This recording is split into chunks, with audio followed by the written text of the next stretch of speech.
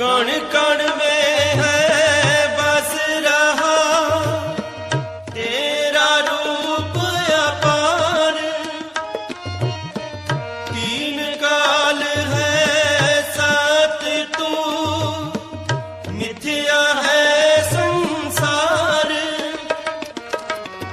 तीन काल है सत तू